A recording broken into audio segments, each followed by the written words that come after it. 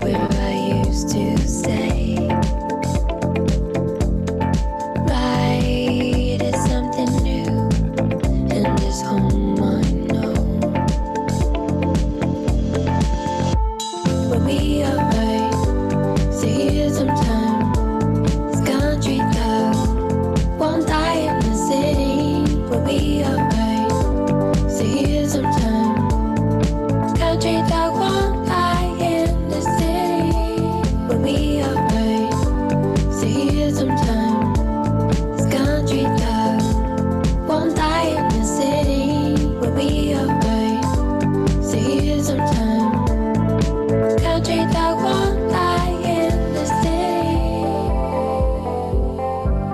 Hi everyone. Can you put a star in the chat if you can see the welcome, or give me a thumbs up if you can see the welcome thing? Okay, cool. That's what I was just having trouble with.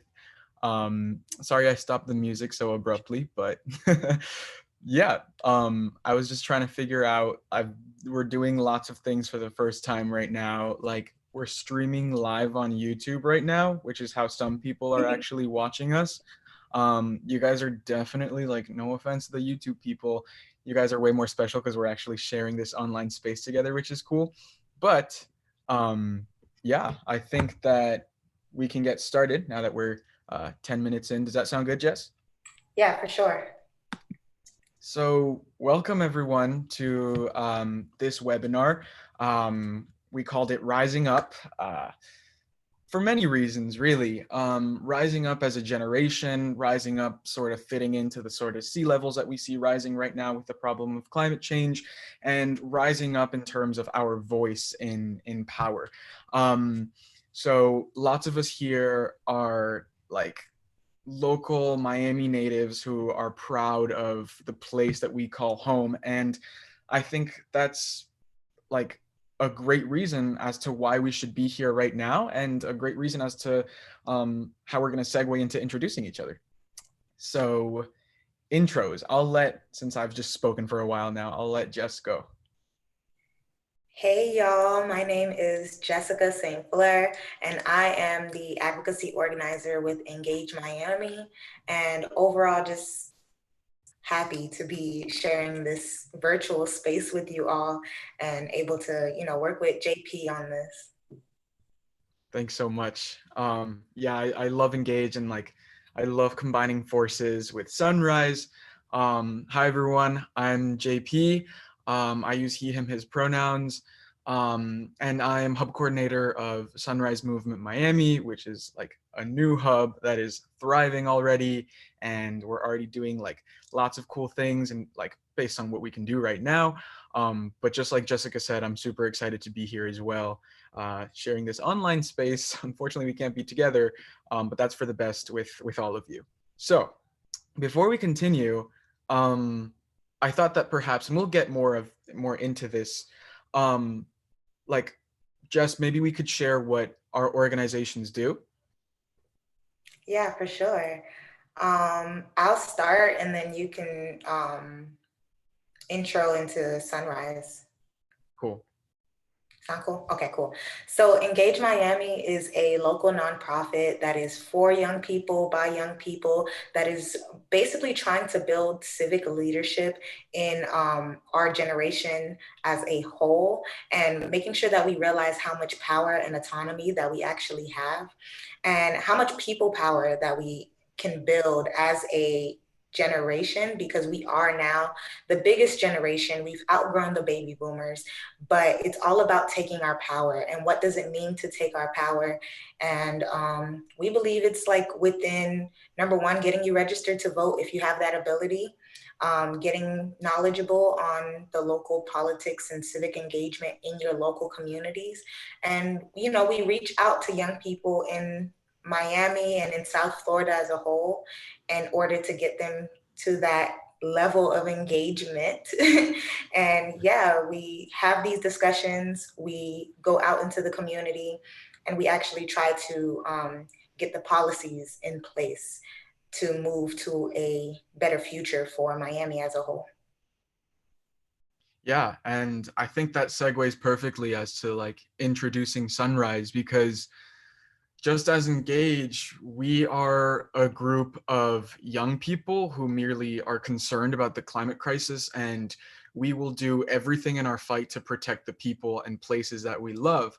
And that sort of comes with the price of also trying to hone in on ourselves and empowering this new generation, which, our voting numbers are bigger than any other like demographic, to sort of rise up and take hold on this clay that is society and reshape it in a way that we deserve. So one of the things that we hold really close at Sunrise, and it's one of our principles, is that in this movement towards a more just and equitable society that also takes into account the climate crisis and how we're going to fix it, we stand with other movements for change. And that's exactly why we're partnering up with Engage Miami to host this webinar on the last day of Earth Week, whose theme is civic engagement. And that's what we're here for. So sort of to recap what's been going on this week. So in terms of Sunrise, at least, Earth Day was supposed to be this pivotal moment where we were going to be able to, throughout the entire country, come out in record numbers and mobilize a movement that could finally take back what Earth Day means and empower people to sort of change the course of history and start the decade of the Green New Deal. However, because of the current circumstances, we were not able to do that.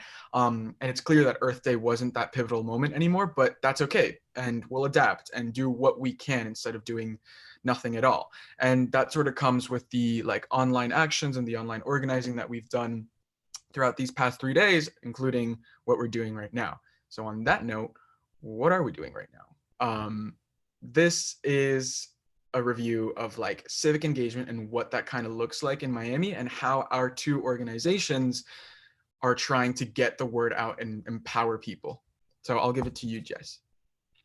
All right. So since today's topic is overall civic engagement and what that means for climate change and political engagement as a whole, we wanted to talk about what that actually means, break it down. What is civic engagement? How does that relate to local politics? How does that relate to local organizations and the organizing that is happening? And how can you get involved as well? So, what is civic engagement? So basically it's, the overall concept is promoting the quality of life in a community through both political as well as non-political processes. So typically when people think of civic engagement, they think of just like the political processes of getting involved or registering to vote and things like that. No, it also involves the different aspects of the non-political process.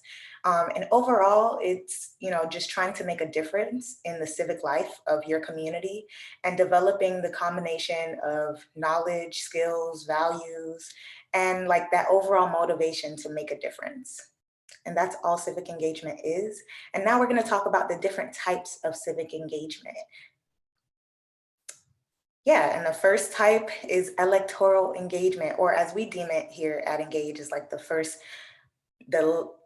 level of getting involved in a civic way is registering to vote, going out there and educating yourself on the electoral process, knowing who is on the ballot, knowing what resolutions are on the ballot, in order to make a difference in that way. And that's just one way if you have that availability to, because not everyone has the ability to register to vote or vote. And then the other way is as well as direct action. And typically when you think of direct action, you think of volunteering and different ways to get involved in a like nonprofit, doing that direct action yourself, doing that work to directly affect that issue. So in terms of climate change, you can go out and volunteer and plant a tree. And that's one of the examples of civic engagement. Do you have anything else you want to elaborate on, JP, before I move on? Yeah, like when we talk about direct action, like we can talk about like whether you're actually actively like perhaps participating in the preservation of ecosystems or like doing direct service in terms of environmental work, but it can also look like supporting ongoing efforts by different groups who are already like on top of that leadership, like ours, which is another aspect of like doing that. Yeah. And that kind Exactly. of ties into like this now. Okay, so now activism and advocacy. So you may look at this and be like, okay, activism and advocacy, aren't they kind of like the same things? And yes and no. Um, Activism can be described as more of an intentional action to bring about like social change, political change, such as rallies, protests, sit-ins, things of those natures that really hone in on like activism that is typically not using the like political processes, not using the actual system to go about that issue. Whereas advocacy is more on you're speaking on like behalf of a group, or you're advocating for a specific group or issue within the political processes. So you are doing petitions, you are going to Capitol Hill and doing the legislative sessions, appealing to different elected officials to, you know, adopt a certain policy, things like that. So that's how you can framework the difference between activism and advocacy. And yeah, if anyone has any questions about that, please feel free to put it in the chat, because I know it can get a little confusing. But also, I think it's also important to realize that just because you are participating in some sort of activism does not mean that you don't have to participate in advocacy as well. They work together in order to make the changes. Yeah, and one more thing to add on that, like, I guess, and when we talk about the narrative of activism and advocacy, we also have to realize how personal they can be for certain communities. So, like, when we talk about, for example, some of the work that Jess has done, which has been absolutely incredible, is that of the question of climate gentrification around Little Haiti.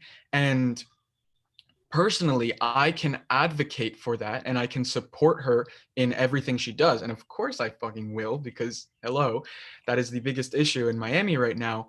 But her work is more in line with activism because it's her community personally, and she's leading actions and she's doing certain things that are personal to her and her community as direct actions. And I, as an advocate, can support Jessica by going to her strikes, going to her actions, but not speaking on behalf of the community because it's not mine.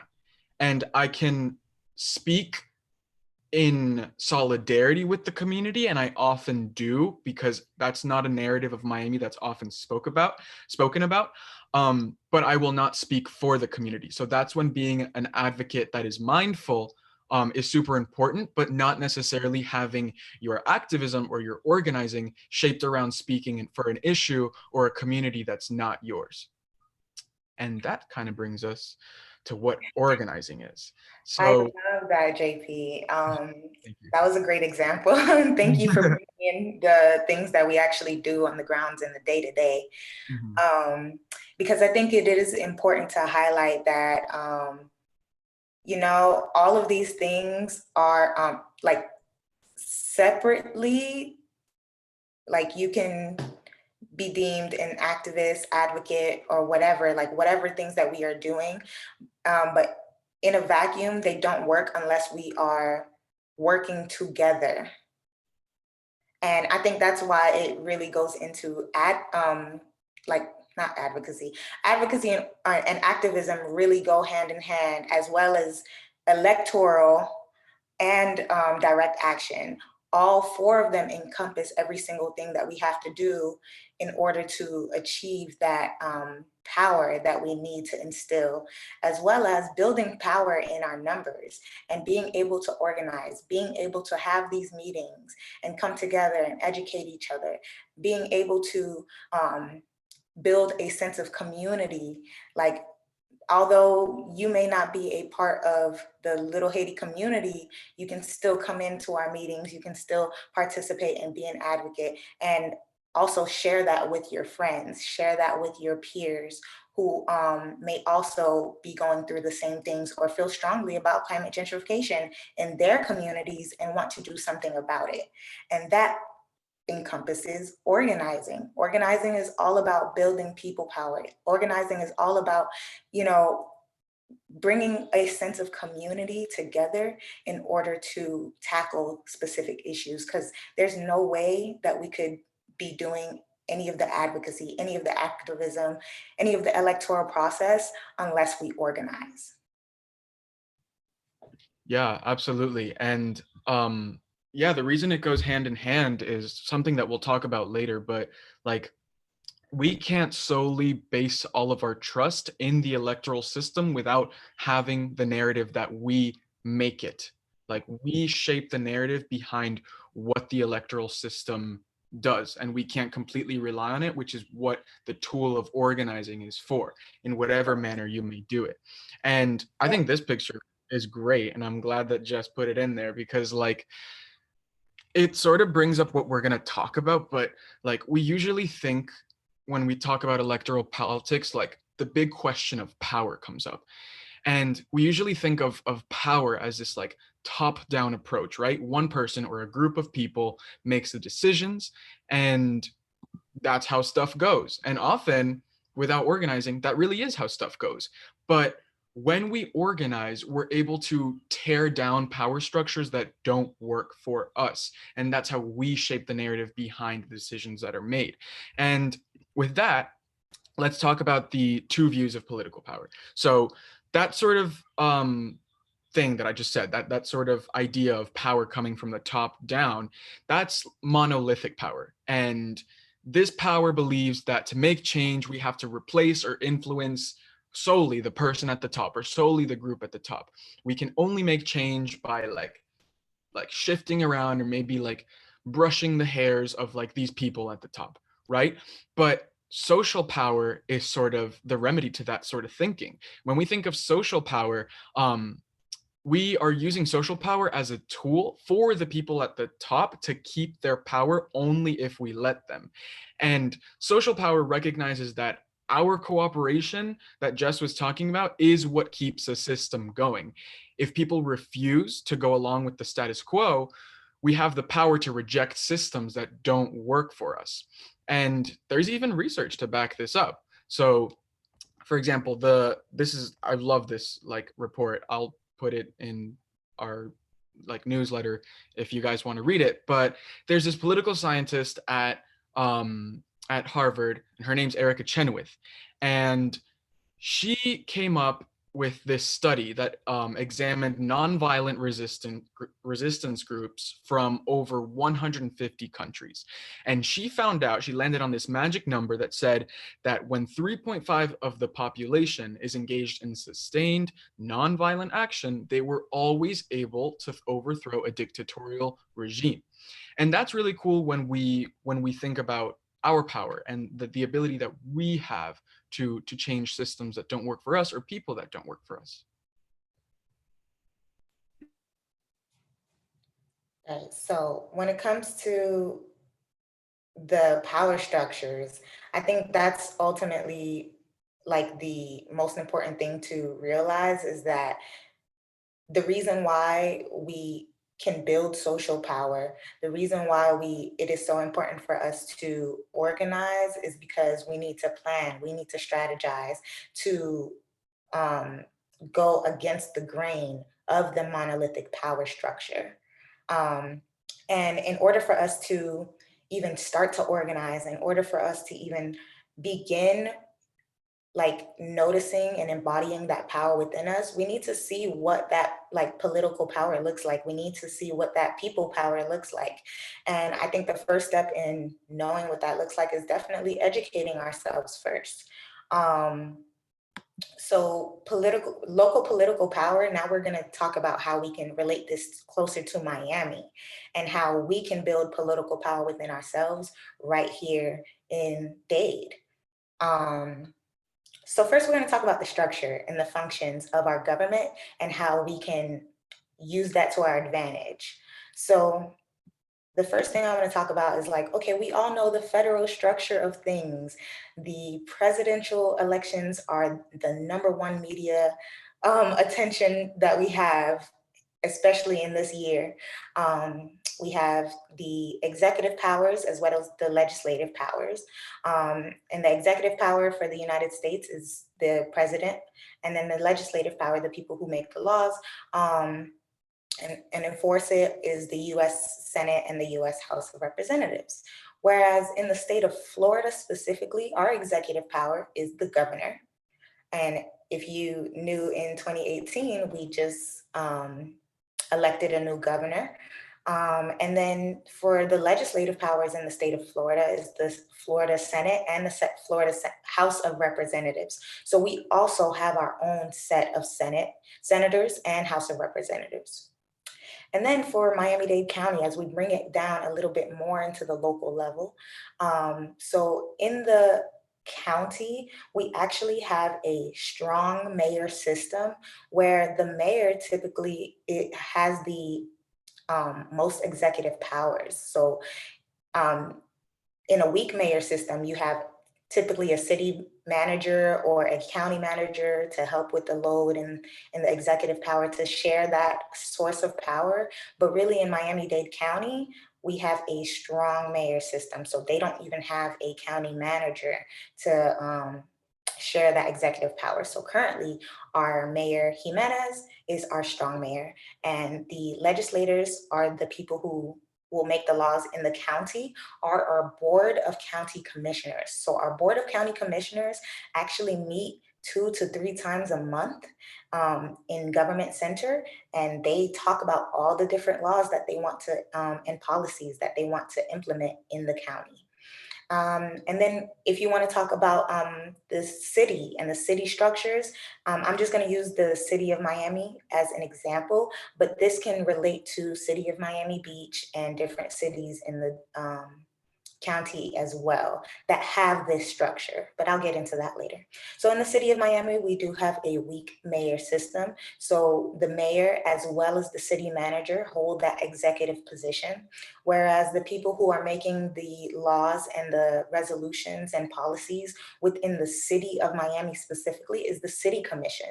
So the city commission is typically around 5 to 7 people, depending on which city.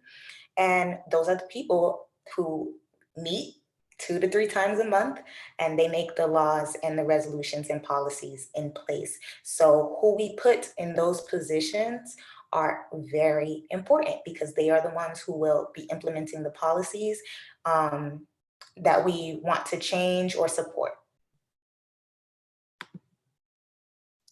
And Yeah, now we're so going to talk about, so yeah, the mayor, as I said, he's the executive, executes, he appoints the department heads. So the reason why the strong mayor label is so important is because the mayor is the person that is appointing like the head of the transportation department, the head of the water sewer system department.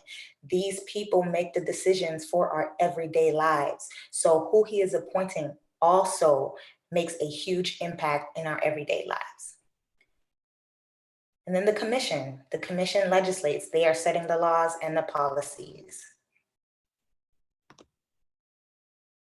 So they're the ones that we need to go to in the city or in the county when we need to change laws, amend them. They need to hear us because they are the ones who need to make these decisions on the day-to-day. So it's important that they know that we are listening, and it's important that we listen as well, like we understand what they are putting into place in our system. Because if we do not pay attention, then they will be able to do whatever they want. But yes, going into the how our system of government actually works here in the county of Miami-Dade. So we actually have a modified 2-tier system of government. And this can be confusing to some people because some people like will say like, hey, I live in the city of Miami, but then your address will not say city of Miami, or it will say like city of Miami Beach because you actually live in Miami Beach. Or if, in the flip side of things, you may live in Kendall and think that Kendall is a city and it should say Kendall, Florida on your mail, but it will not say that because Kendall is not its own city. It is actually an unincorporated part of Miami-Dade that is not incorporated as its own city. So they do not have their own mayor. They do not have their own commissioner board. Um, it is deemed under just Miami-Dade.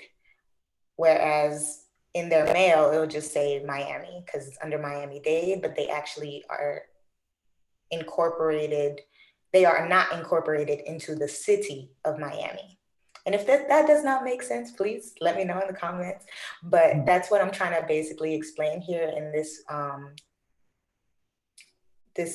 image is that the county overall holds most of the weight in terms of what resources and things that they're going to provide to the county, which is more so into the unincorporated areas. So they will funnel all their resources into the unincorporated areas, whereas the municipalities or the cities, sorry, municipalities is another word for a city, and they hold the weight of like doing their own things. So the city has their own mayor, they have their own commissioner, so they can set their own rules.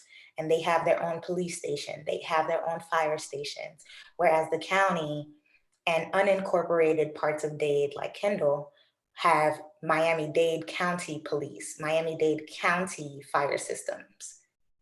So just so we get that breakdown of how it works. And so some members of the community can actually go to a city hall and go complain to their specific members of the city. But some members of the community who live in unincorporated areas of Dade cannot go to a city hall. They have to go to the county commission and have their complaints heard there. And yeah, this is a list of the current county commission, and this is the map. So you guys can see, like, depending on where you live, you can actually pinpoint who your county commission person may be. Do you happen to know, JP, who your county commission person is? Yeah, my county is like, sorry, my district is District 4, and my county commissioner is Sally Hyman. Cool. So my district is actually District 3. Yep, my district is District 3, and my county commissioner is Audrey Edmondson, which is cool because she's also the chairperson currently for the county commission.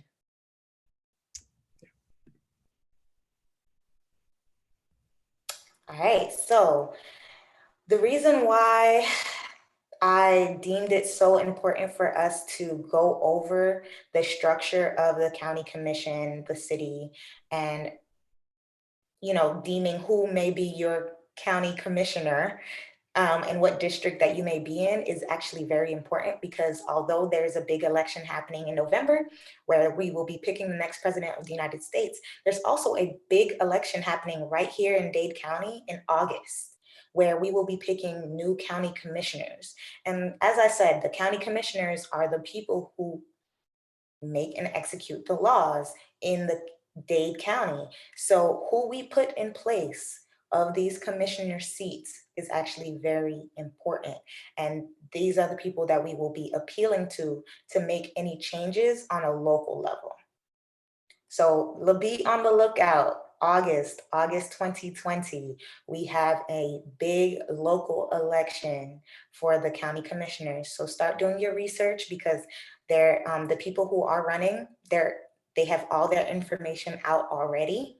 And although we kind of are at a standstill with people's they're running, you can still go online and do the research while we're sitting at home. This is the perfect time to do your research about who you want to vote for in your county district in 2020. And they will be in that seat for the next 2 years. So it's actually really important, especially during this time. Yeah, so that sort of brings me to like the interesting standpoint that we have to really like gear up on who these people are and like what they stand for.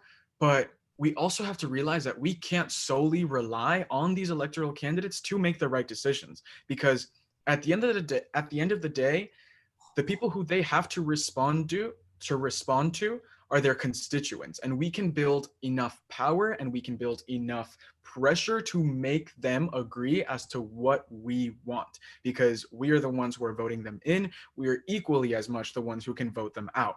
So what does this mean? It means that we are the ones we've been waiting for. Yes, these elections come around so often, and it is so important for you to shape what your government looks like, especially your local government, because they make our day-to-day lives. But you also have to shape not only what it looks like, but who it looks like. And that is your job to do. And that's about building our own power. So what do I mean by we can't solely rely on electoral candidates? Well, let's think back in time. So look at this picture. This is an old ass picture, like a really, really long time ago, like 90 years ago. And what we're seeing here is actually, can anyone drop in the chat what this is a picture of? I hope that one person gets it right.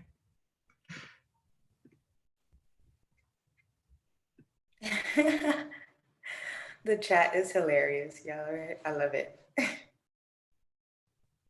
Yes, the Great Depression.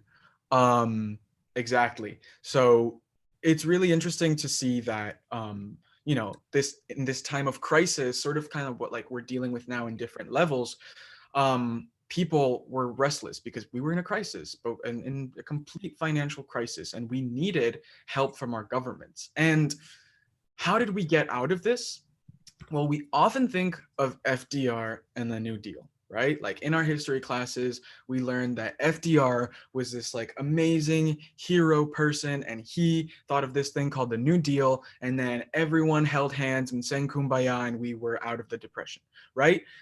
Okay, kind of, but not really. There was actually so much social agitation and organizing pressure that was built for like the New Deal to actually pass, and for a lot of the parts that we consider today, like a formation of the U.S. society after the New Deal, to actually be a reality. So right here we can see that organizing was actually a huge part of the New Deal, and we can't owe everything to FDR. So history often tells a narrative that FDR was this reformer who pushed these ideas through Congress, but in reality, it was honestly like a lot of people who were pushing him. So unionization was a huge part of that, right? So these were a huge part of the better labor practices that came out of the New Deal, and this was despite deliberate attempts in the South to divide unions by race, and flyers were passed out that said, "Oh, do you want to join a union that opposes white supremacy?" and stuff like that, and it was crazy. But massive strikes did the same thing as well, right? We won a lot of victories around the New Deal, including the Civil Works Administration, by striking. In 1932, there were 300,000 people striking. In 1933, 1.1 million people. And in 1934, like 1.5 million people. And then Townsend clubs were a huge part of this too. They were like these major forces that pushed forward like the idea of Social Security. There were like 3,400 of these clubs across the country, kind of like our hubs, that would advocate and swarm their members of Congress with letters and by visiting their offices to push them, and directly FDR to pass Social Security. And that's why organizing is a huge part of like any electoral strategy. So we can kind of tie it back to the current moment, like by realizing that we've built power around a crisis before. So like if you look at this graph right now, like we can compare these like two different times and what we were dealing with what's going on right now. And we can see like how people, regular people like you and I, were able to shape what the crisis response looked like. So this comes from like a historical analyst, but it says before the 1930s, the national political debate often revolved around the question of whether the federal government should intervene in the economy. After the New Deal, the debate was rested on how people did that, right? We can't solely base our history on FDR and like one candidate. People did that. And that's what that's the sort of historical power that we have to garnish right now, both locally and nationally. So What about right now?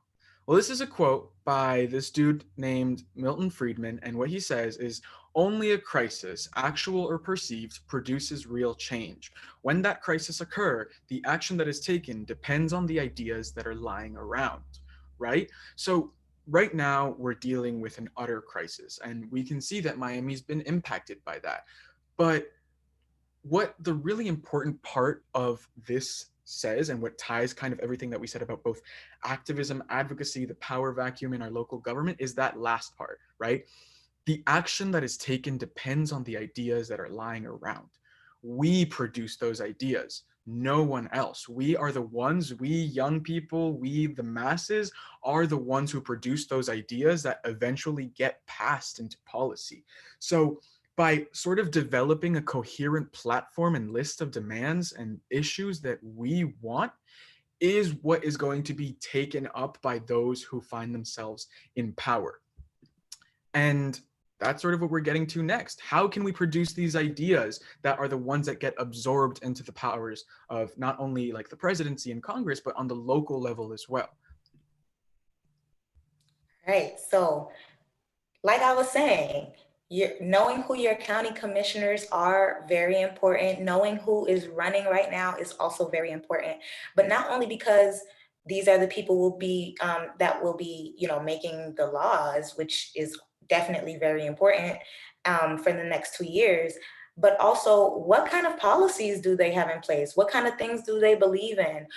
Will they be voting for the things that you support or against? These are the things that we must stay diligent on, because we will not have real change embedded into the system unless we put the people in place, the people in power to make the system better, as well as making sure that we put the policies in place, making sure that they support the policies that we want to put in place, because they are the ones that will be voting on it ultimately. And so the things that we are talking about at Engage is now we are trying to produce a young people's policy priorities. So acronym, the YPPP. So if you start hearing the YPPP in a couple months, you already know what it is.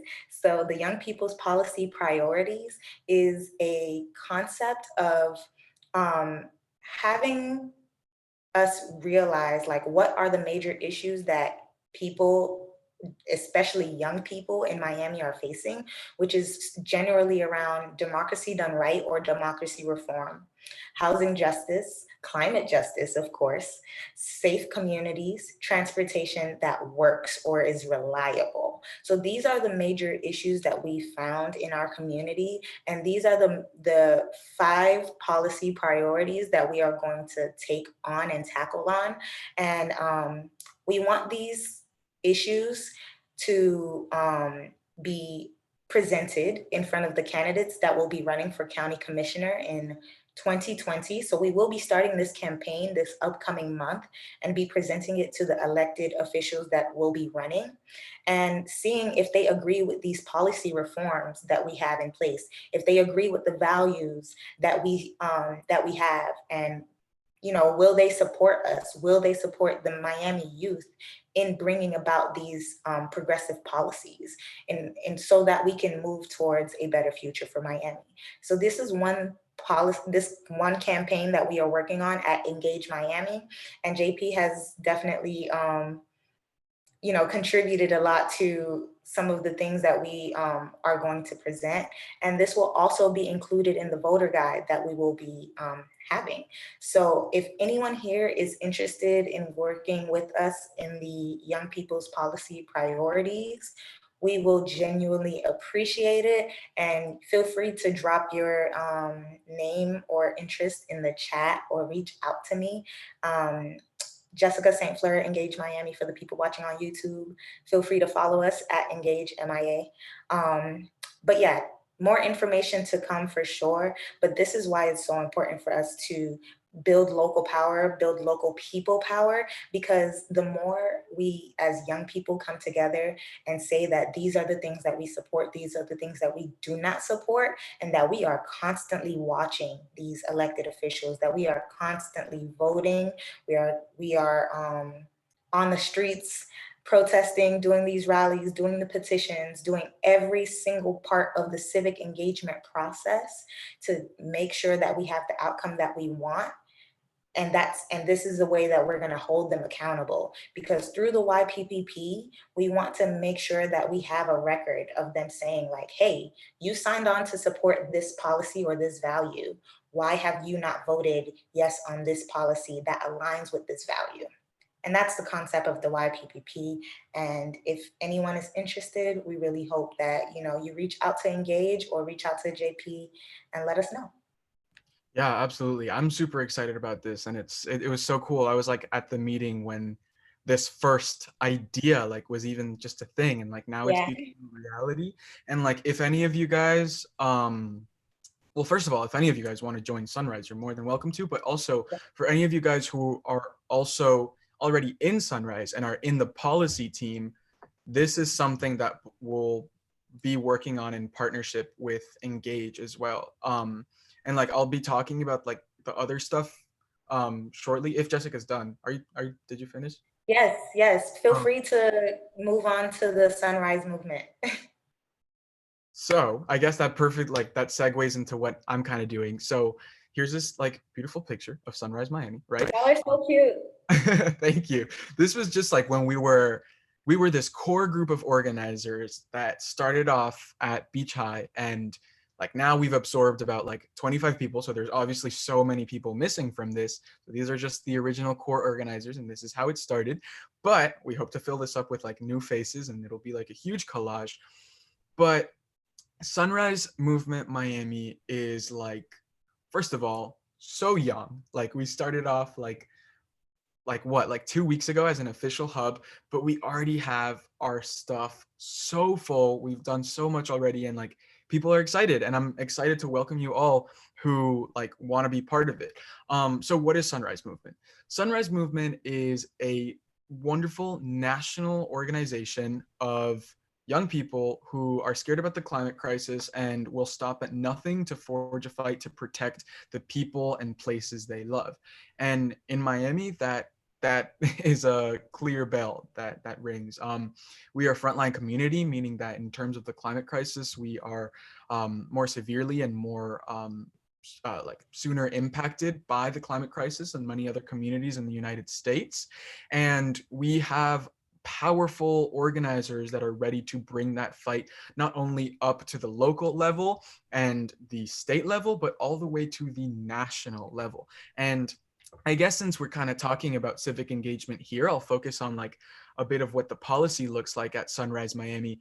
But we have lots of different teams. So maybe if you guys are like less policy people or more like actions people or more like creative people, like there's a role for everyone to play, right? We're all in this fight, and we all have interests and skills that can be used in many different ways.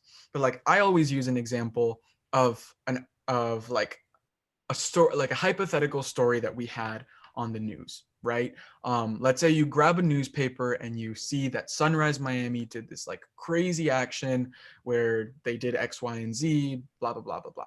And you look at this headline article about Sunrise Miami, and you see kind of a picture like this, but in real life, where everyone's staged perfectly with their signs and everything looks great and we're super organized, looking hella powerful. And let's sort of go into what that looks like. So that newspaper article, first of all, when you read it, it's wonderful. You have these people that were quoted from Sunrise Movement Miami, and they're like so eloquent. They know how to tell Sunrise's story, and like, you know what the hell Sunrise is there for and what the hell we're doing during this action.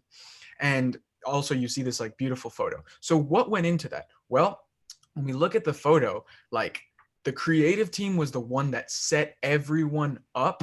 Like they knew what to do. They knew how it was going to look. They like got everything down to the aesthetic brim. They wrote all the songs and made sure that everyone knew them when we were performing our action. They made all the beautiful signs impactful, right? Okay, you're looking at this newspaper, and besides the picture, you see all these wonderful quotations. Those were people who were working on the comms team. They reached out to the media. They got this all over Instagram, every social media platform ever, and they knew how to like talk to people and like tell Sunrise's story and what we were there for. And they're wonderful messengers, and that's who the comms team is. And then you see like so many people there, like so many. That's the recruitment team's job. Their job is to like go around and tell everyone how welcome they are in the movement, how much they're needed in the movement, and making sure that everyone knows like what Sunrise is and how you can join it. And then you have also part of the comms team, like the messages that were on these signs, and like super powerful, and you know what Sunrise is there for. And they gave the creative team the messages that they were going to put on these signs. But where did these messages come from? The policy team. So the policy team, which stayed up so many nights looking through policy and made sure that there were some things that we could compromise on and other things that there was no way in hell that we would budge on, to like tailor up the perfect resolution that we were going to get in there after that action, slam on the table, and tell our government officials to pass. And all of this culminates in a beautiful action as to what Sunrise Miami is. And there's so much work that we'll be doing, right? Because our mission is to, number one, make climate change an urgent priority across all of America. Number two, end the corrupting influence of fossil fuel CEOs on our politics. And number three, elect leaders who stand up for the health and well-being of all people. And that doesn't only go on the national level, but it comes on the local one as well. So we are like diving deep into our local politics this year by supporting the YPPP, also taking a look at the mayoral race and some like possible endorsements.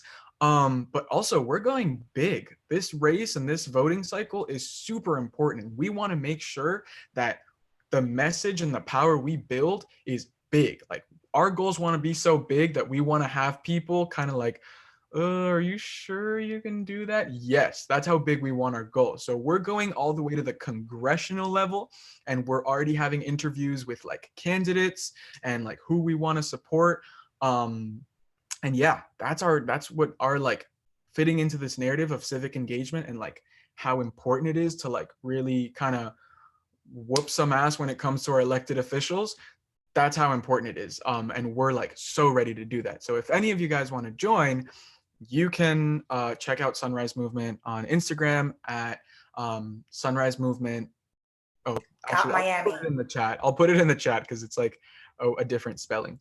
But oh, there you go. Alejandra put it. Great. So yeah, I think that's pretty much it. Now we're just open to questions. You can put them in the chat, or I can take people off. Like I can take people off of mute. I just did it for security reasons. Um, 1 second. Let me. There's an option also to raise your hand Oh, right. in Zoom. Okay, I allowed people to unmute themselves now. So if you want to ask a question, either type it in the chat box or blurt it out.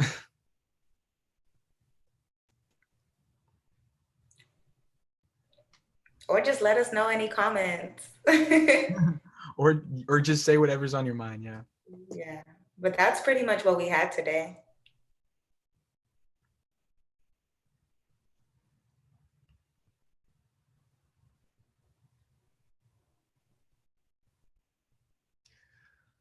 What's the first step in joining the policy team?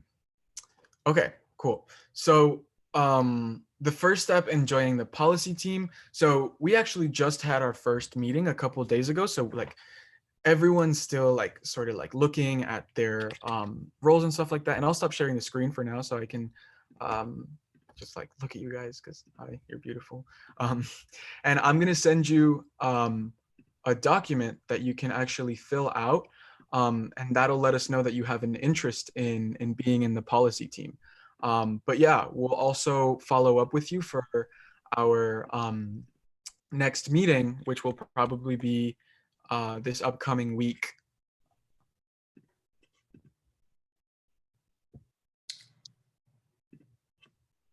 Are there any? Hey, Lucas, if you want to know more about Engage, reach out to me or JP. If you can give anyone my contact information, that's completely fine.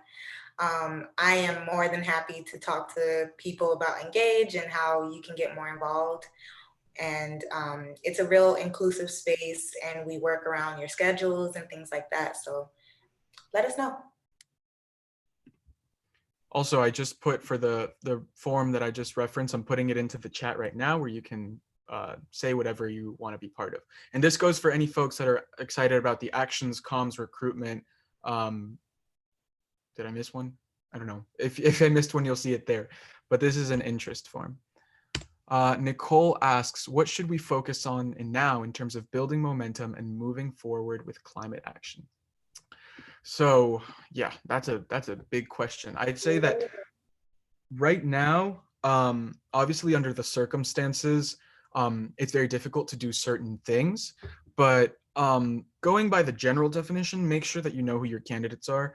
Um, but also, it's important to realize that right now, it's so important to be an advocate of climate justice, because when we look at the crisis that we're undergoing right now, it's parallel to the climate crisis. We have stories of suffering and death, and for the first time, it's kind of sad, but it takes an actual crisis for lots of government officials to yield power over to scientists to start enacting these sorts of solutions that we need. And when we have a crisis that, according to Amnesty International, between 2030 and 2050 will yield an additional 250 deaths, if we go by the current means, then there's no way in hell that our current systems under, like, first of all, this like unfettered free market economy, that we can actually tackle what we need. So working on a campaign for a Green New Deal or any form of climate justice in Miami is really important. So I'd say get involved and support your local organizers. Like, talk to them, ask them how you can get involved. We all don't have the answers here, but we know what we're working towards. And like, especially when we're working in local politics, like, it's super important to reach out to your local organizers, because we can't enforce the same things on a national scale as we can on a local scale. So I'd say what Sunrise at least is going to focus on right now, and as soon as we can, um, is making sure like that we have equitable relief for the like coronavirus that's going on right now, this crisis, but also after that, introducing appetizer bills and pressure for a Green New Deal on our politics. All right. Hey, Lena. Um, so Lena asks, what are the next steps for the YPPP? And currently, we are putting the final editing touches on the issue statements. So if anyone wants to help on editing with the issue statements, that feel free to jump on board. Okay, I see you. Thank you. But then also, the right now, we are just focused on like how we are going to launch the YPPP in May. So for right now, I love the enthusiasm, but for right now, we're not really asking anything of our members or anything like that. But what I am working on is definitely a working group. So if you want to get added to the YPP working group, I am putting a list on right now of the people who want to like sign on as advocates or sign on as the YPPP 50 Young Leaders, because we will be searching for 50 young leaders in the community. And it could be in different fields. You could be a singer, dancer, songwriter. You could be a community activist. You could be a student, a teacher. As long as you, are one of those people who believe you are one of those young leaders in our community who want to endorse and you see the same values within yourself, within the YPPP, we'd love to have you on board. So that's just the things that we have on the horizon for right now. But I'm just working on putting a list together of people who are willing to help. And when those asks come about, I will reach out. Thank you guys. All good things take time. So you're out here for us. Thank you, Lena, for all your help in the YPPP as well. And every single person who has contributed on the policy team as well, like rock stars, superstars. Honestly, working with policy is very difficult. you really have to know, you know, and educate yourself on like, what does this mean? How will this specific policy affect different areas in life? And it is tiring and it takes some long hours to really understand it, especially as young people who are just trying to figure it out. But that's why we need more community. That's why we need more support, so that everyone doesn't feel the burden on them, and that we build more power. Because I know I would not be here speaking with you all without my community, without my support. I know JP feels the same way. Like, we all had to lean on each other in order for us to get the knowledge and power that we have now. Yeah, that's all I'm gonna say. Yes. But overall, thank you y'all for joining us and, you know, Yeah, help thanks so much to us. everyone who came.